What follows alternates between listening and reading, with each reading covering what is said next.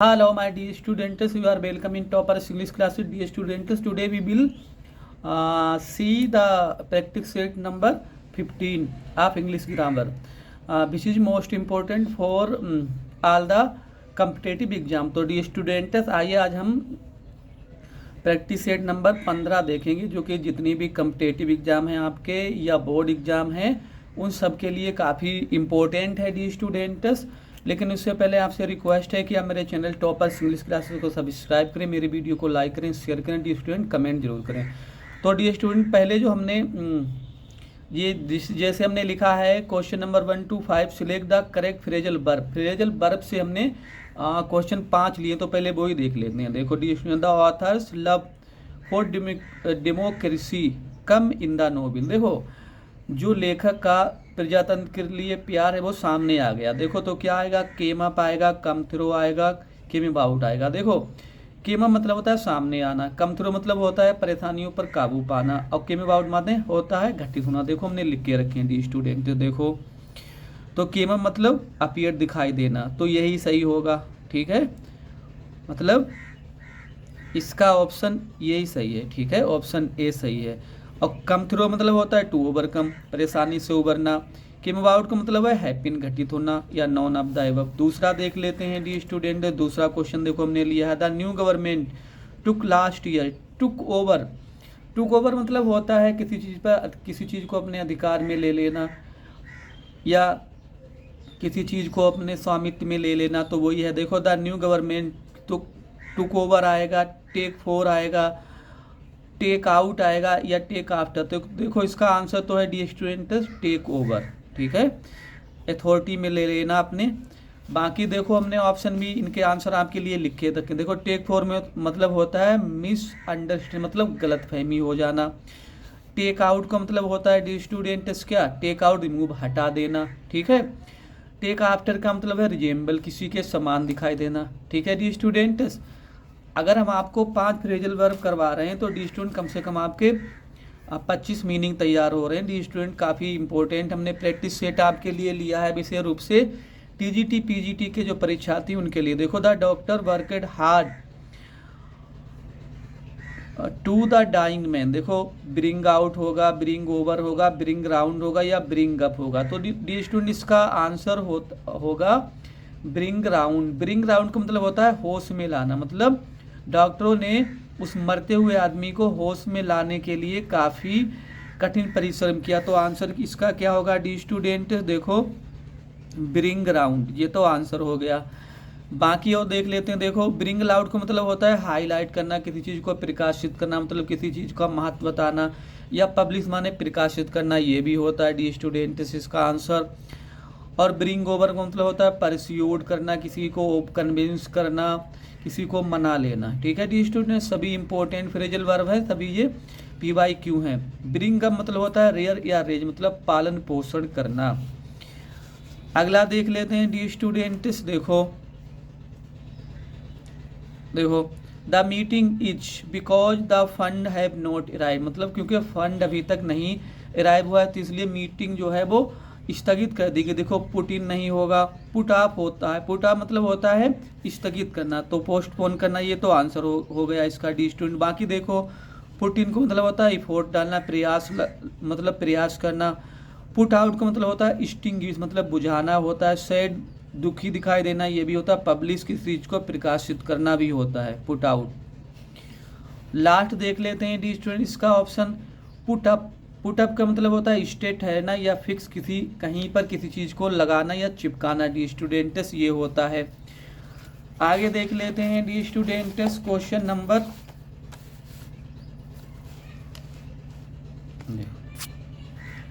Phrasal verb का last question देख लेते हैं। देखो the fireman dot dot the fire. Put up मतलब तो रहना है। पुट आउट पुट आप स्थगित करना है। पुट ऑन माने होता है पहनना या वजन बढ़ाना या बहाना करना, तो ये मीनिंग होते हैं। तो इसका क्या हो जाएगा डी स्टूडेंट, पुट आउट का मतलब होता है बुझाना। ठीक है, इसका क्या हो जाएगा, put out the fireman, put out the fire, fireman ने आग को बुझाया। ठीक है डी स्टूडेंट। और बाकी पुट अप मतलब रहना होता है, ये तो आपको मालूम है। पुट ऑफ मतलब स्थगित करना होता है। पुट आउट माने बुझाना होता है, पुट ऑन मतलब होता है पहनना होता है, गेनिंग द वेट वजन प्राप्त करना, प्रिटेंड या बहाना बनाना। तो डी स्टूडेंट हमने आपको मीनिंग भी बता दी। अब हम देखेंगे, देखो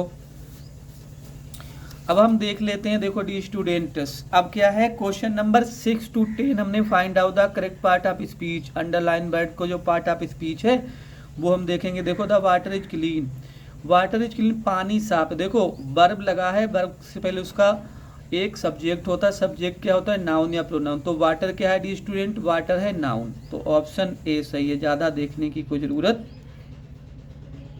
ठीक, ऑप्शन ए सही हो गया। दूसरा देखेंगे Ram waters the plant. Ram देखो राम है सब्जेक्ट और द प्लांट ऑब्जेक्ट है, तो मतलब सब्जेक्ट के बाद का क्या चीज़ होती है डी स्टूडेंट, सब्जेक्ट के बाद एक वर्ब की आवश्यकता होती है, रिक्वायर्ड अ वर्ब। तो राम जो है पौधों को पानी देता, तो वाटर्स यहाँ पर क्या है वर्ब, और वर्ब की डिफिनेशन है जिससे किसी काम का होना पाया जाए। तो पानी देने का काम हो रहा है, इसे भी आप समझ सकते हैं। देखो रानी सोज फॉल्स प्राइड, रानी जो है वो फॉल्स प्राइड दिखाती है, नकली घमंड दिखाती है। तो देखो रानी क्या है एक नाउन है, सोज वर्ब है, प्राइड नाउन है, तो फॉल्स क्या है नाउन की विशेषता बताने वाले शब्द क्या होते हैं एडजेक्टिव। तो ऑप्शन सी सही है, ठीक है। तो ये एक एडजेक्टिव है डी स्टूडेंट। देखो ही सेड उसने कहा, दैट ही वाज बिजी कि वो व्यस्त है। देखो ही सेड मतलब सब्जेक्ट और वर्ब का कॉम्बिनेशन एक क्लोज बन रहा है। यहाँ पर भी देखो ही वाज बिजी, ये भी एक क्लोज है। तो जो शब्द दो क्लाउजेस को, दो सेंटेंसेस को या दो वर्ड को जोड़ता है वो होते हैं कंजंक्शन। तो डी स्टूडेंट ऑप्शन बी सही है। तो क्या है ये कंजंक्शन है। क्वेश्चन नंबर 10 देख लेते हैं। देखो Rohan and Virat will go to Agra. Rohan और विराट जो हैं वो आगरा को जाएंगे। डी स्टूडेंट देखो रोहन एक वर्ड है, वैसे तो नाउन है, विराट भी एक शब्द है, मतलब इन दो शब्दों को कोई चीज़ जोड़ेगी। तो अभी हमने आपको बताया जो दो शब्दों को जोड़े, दो वाक्यों को जोड़े, दो क्लाउजेज को जोड़े या दो फ्रेज को जोड़े, उसे हम कहते हैं कंजंक्शन। इसे कहते हैं कंजंक्शन मतलब संयोजक। तो ऑप्शन सी सही है डी स्टूडेंट्स। 10 क्वेश्चन हमारे हो गए डी स्टूडेंट्स। क्वेश्चन हमने 25 लिए हैं। देखो चूज द करेक्ट प्रीपोजिशन। देखो प्रीपोजिशन हम देखेंगे। देखो राहुल लिव्स डॉट डॉट दिया आगरा। देखो जब कोई बड़ा स्थान होता है तो उससे पहले हम प्रीपोजिशन क्या लगाएंगे इन, ठीक। Rahul lives in Agra, option A सही। दूसरा देखेंगे there is great love Ram and Rohit. देखो जब दो लोग होते हैं तो लगाते हैं वहाँ पर हम बिटवीन प्रीपोजिशन, जब दो से अधिक होंगे तो लगाएंगे इमोंग। तो राम और रोहित हैं तो मतलब बिटवीन, ठीक, ऑप्शन बी सही है। तो there is great love between Ram and Rohit, ये हो गया डी स्टूडेंट्स। देखो अगला देखेंगे the girls laughed the fat man. मतलब लाफ 8 होता है फिक्स प्रीपोजिशन है, मजाक बनाना, तो लड़कियों ने मोटे आदमी का मजाक बनाया। तो ऑप्शन बी लाफ्ड 8, ठीक, लाफ्ड 8 हो जाएगा the students. She is good 8, जब हम किसी में हमारी एबिलिटी होती है, किसी चीज़ में हम अच्छे होते हैं तो वहाँ पर प्रीपोजिशन हम 8 लगाते हैं। सी इज गुड 8 इंग्लिश, वो अंग्रेजी में अच्छी है, मतलब अंग्रेजी में उसकी कुशलता है, उसकी योग्यता। अगला देखेंगे divide the cake the children. जो केक जो बच्चों में बांट दो। अभी अभी हमने आपको बताया जब दो से अधिक लोग होते हैं तो हम लगाते हैं इमोंग, तो दो होते हैं तो बिटवीन लगाएंगे। टू और फ्रॉम का कोई तो मतलब ही नहीं, तो क्या लगा देंगे इमोंग, ऑप्शन ए सही है। अगला देखेंगे एंटोनियम्स ऑफ फ्रूगल। देखो फ्रूगल मतलब होता है कंजूस, तो इसका क्या हो जाएगा लेविश खर्चीला। लिटिल माने छोटा या थोड़ा, डेयर माने महंगा, पेटी माने तुच्छ। अगला देखेंगे question number 17 एंटोनियम्स of exonerate. Exonerate मतलब होता है दोष मुक्त करना। तो क्या होगा इसका होगा एक्यूज आरोप लगाना। इफेक्ट मतलब प्रभाव डालना होता है। क्लेम माने होता है तारीफ करना। एब्डिकेट माने त्यागना, ठीक है डी स्टूडेंट।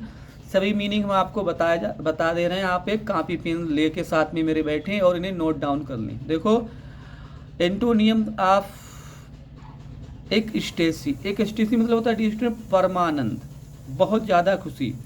तो हैप्पीनेस नहीं हो सकता है, एंटोनियम्स है तो हैप्पीनेस, तो सिनोनियम्स हो जाएगा इसका। इमेबल मतलब मिलनसार होता है। एलिमेंट मतलब कोई बीमारी वगैरह, कष्ट वगैरह, ये भी। इगोनी मतलब पीड़ा, यही होगा इसका, ठीक है, ऑप्शन सी इगोनी। 19 देखेंगे एंटोनियम्स ऑफ जेन्युइन। जेन्युइन मतलब होता है असली, ब्यूटीफुल माने सुंदर होता है, एगली माने बदसूरत होता है, ब्रेव माने बहादुर होता है, स्प्यूरियस में होता है जाली या नकली। तो ऑप्शन डी सही है डी स्टूडेंट्स। 20 देख लेते हैं dear student. Question number 20 antonyms of advance. देखो एडवांस माने आगे बढ़ना, फॉलो माने अनुसरण करना होता है, सबमिट मतलब होता है किसी चीज़ को जमा करना या आत्मसमर्पण करना, रिट्रीट माने पीछे हटना, यही हो जाएगा ऑप्शन सी सही है रिट्रीट, पीछे हटना। डिस्पर्स मतलब होता है छितराव करना, बिखेर देना। क्वेश्चन हमने लिए हैं 25।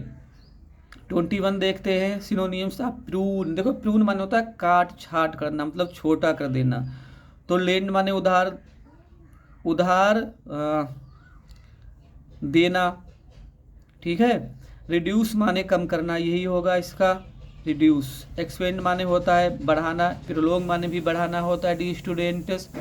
अगला देख लेते हैं 23 सिनोनिम्स ऑफ डोसाइल। डोसाइल मतलब होता है शालीन या विनम्र। बेग्यू माने अस्पष्ट होता है। जेंटल माने वही विनम्र होता है, शालीन होता है। स्टूपिड माने मूर्ख होता है। स्टूबर्न मतलब होता है जिद्दी, तो यही हो जाएगा इसका, नहीं स्टूबर्न तो ऑब्जेक्ट हो जाएगा, स्टूबर्न तो इसका एंटोनिम्स हो जाएगा, जेंटिल होगा डी स्टूडेंट, इसका होगा जेंटिल, ठीक।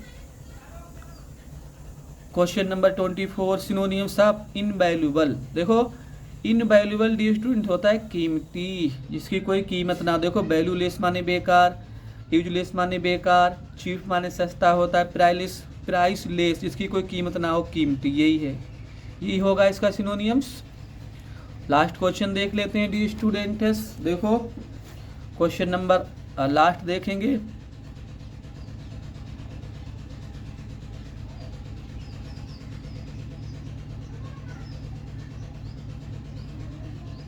डिस्टार्ट।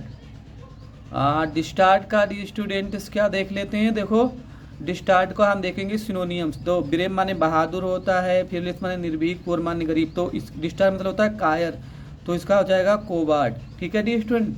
तो डिस्टार्ट का हो जाएगा कोवार्ड। तो डी स्टूडेंट्स अभी हमने आपके लिए प्रैक्टिस सेट नंबर 15 आपके लिए कराया है, जिसमें हमने टॉप 25 क्वेश्चन लिए हैं जो कि काफ़ी इंपॉर्टेंट है। वोकेबुलरी के क्वेश्चन हमने लिए थे डी स्टूडेंट्स, प्रीपोजिशन के क्वेश्चन थे, फ्रेजल वर्ब के क्वेश्चन थे, पार्ट ऑफ स्पीच के क्वेश्चन लिए थे।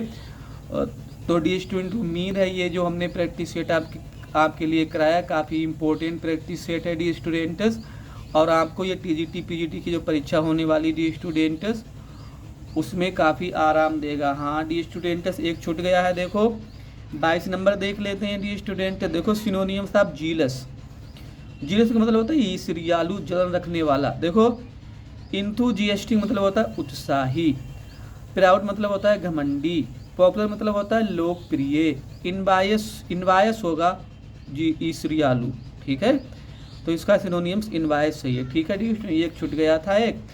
तो अब हमने आपको पूरा जो प्रैक्टिस सेट नंबर 15 हमने करा दिया डी स्टूडेंट। उम्मीद है कि ये प्रैक्टिस सेट आपके लिए काफ़ी बेनिफिशियल साबित होगा, काफ़ी लाभदायक होगा। लेकिन डी स्टूडेंट आपसे रिक्वेस्ट है कि आप मेरे चैनल टॉपर्स इंग्लिश क्लास को सब्सक्राइब करें, मेरे वीडियो को लाइक करें, शेयर करें डी स्टूडेंट, और अधिक से अधिक कम से कम अपने 10 फ्रेंड के पास शेयर करें इस वीडियो को, ताकि वो भी इसमें शामिल हो सके और परीक्षा में सफलता प्राप्त कर सकें। Thanks for watching the video.